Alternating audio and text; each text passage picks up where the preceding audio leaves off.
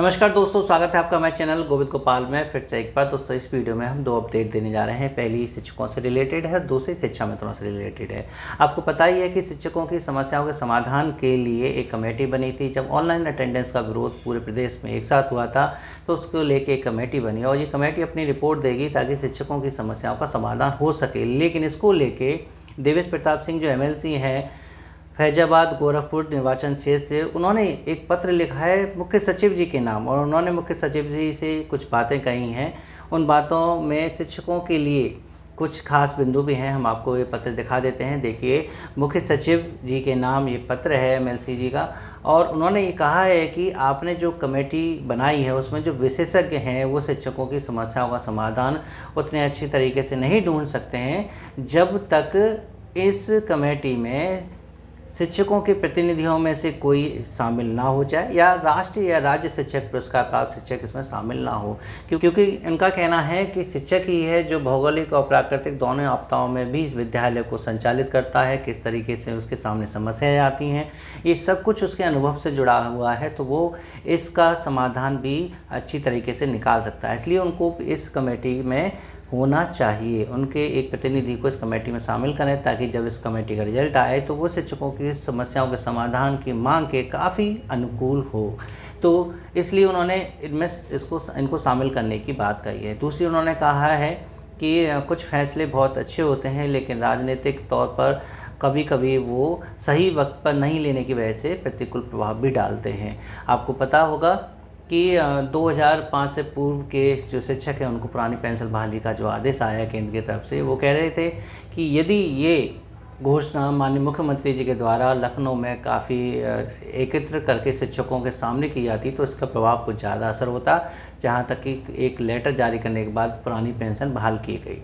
तो यही काम अगर एक मंच से किया जाता तो बहुत अच्छा होता। और मंच की बात करें तो उन्होंने इसका आंकड़ा भी दिया कि 6.5 लाख जो है प्राथमिक और उच्च प्राथमिक में शिक्षक हैं, 55,000 करीब माध्यमिक में शिक्षक हैं, तो कुल मिला के 7 लाख शिक्षकों का ये परिवार है। और एक परिवार में अगर 5 सदस्यों को मान लिया जाए तो 35 लाख लोग हैं जो आपके एक फैसले से प्रभावित होते हैं।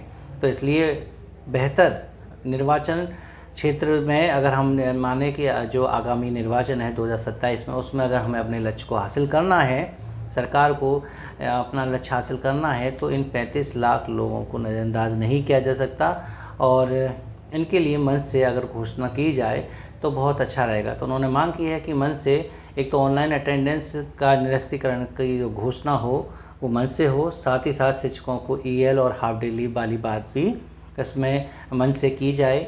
उनको जो गैर शैक्षणिक कार्य दिए गए हैं उनसे उनको मुक्त किया जाए। उन्होंने अपनी मांग में यानी उन्होंने इस पत्र में ये भी लिखा है कि शिक्षा मित्र और अनुदेशकों को सम्मानजनक मानदेय दिया जाए और हर वर्ष महंगाई भत्ते के साथ उनका मानदेय बढ़ाया जाए ताकि वो भी विद्यालय में शिक्षण कार्य शिक्षकों के समान उसी मनोबल के साथ कर सकें। तो ये सब बातें उन्होंने इसमें लिखी हैं और उन्होंने मांग की है कि इस कमेटी में ज़रूर निश्चित तौर पर शिक्षकों को भी शामिल करें। तो यहाँ ये भी सवाल उठता है कि क्या शिक्षा मित्र समस्याओं के समाधान के लिए बनी कमेटी में शिक्षा मित्र संगठन के प्रतिनिधि नहीं होने चाहिए? यदि वो उसमें शामिल होते तो शिक्षा मित्रों की बात जो है पुख्ताई से या अच्छे तरीके से रखते और रिपोर्ट कब आ रही है कब नहीं आ रही इसकी सटीक जानकारी दे पाते, क्योंकि अब तक संगठन के द्वारा जो भी जानकारी दी जा रही है उसका प्रभाव निष्क्रिय होता जा रहा है, कोई भी परिणाम सामने नहीं आ रहा है। शिक्षा मित्र उम्मीद छोड़ रहा है, लग रहा है कि इस कमेटी की रिपोर्ट भी अब नहीं आने वाली है, पिछली कमेटी की तरह है। खैर, इससे संबंधित हम बाद में आपको एक वीडियो में बताएंगे कि आखिर शिक्षा मित्र अब क्यों निराश हो रहा है और शिक्षा मित्र की आगे की रणनीतियाँ क्या हैं। लेकिन फ़िलहाल जो शिक्षा मित्र से जुड़ी एक अपडेट हम आपको देने जा रहे थे वो अच्छी नहीं है। ज़िला अलीगढ़ से ही ये अपडेट है। ज़िला अलीगढ़ में जिला बेसिक शिक्षा अधिकारी महोदय ने एक प्रकरण की जांच खंड शिक्षा अधिकारी धनीपुर को दी थी, जिसमें एक प्रधानाध्यापक सोती हुई नज़र आ रही थी और बच्चे उनकी जो हवा कर रहे थे। ये वीडियो सोशल मीडिया पर वायरल हुई थी। हवा करते हुए बच्चे की जब वीडियो वायरल हुई तो उसकी जांच खंड शिक्षा अधिकारी को दी गई और पाया गया कि वो वीडियो पुरानी थी। जब एक प्रधानाध्यापिका की तबीयत खराब हो गई थी तो वो लेट गई थी और बच्चे अपनी मैडम का ख्याल रखने के लिए उसकी हवा कर रहे थे। मैडम ने नहीं कहा था कि तुम हवा करो, लेकिन बच्चों के अंदर मानवता थी या कह लो मैडम के प्रति स्नेह था, प्रेम था, जो वो उस मैडम की हवा कर रहे थे उनकी तबीयत खराब होने के बाद। लेकिन ये वीडियो वहाँ की शिक्षा मित्र के द्वारा गुप्त तरीके से बनाया गया था, रिकॉर्ड किया गया था, जो बाद में उन्होंने सोशल मीडिया पर डाला था। तो वो तब से वायरल था और इसकी जांच आज हुई है। तो जांच में प्रधानाध्यापिका निर्दोष पाई गई हैं, उन्होंने ऐसा कोई काम नहीं किया था। लेकिन एक और उसी स्कूल का दूसरा वीडियो था जिसमें प्रधानाध्यापिका ने एक बच्ची की पिटाई की थी।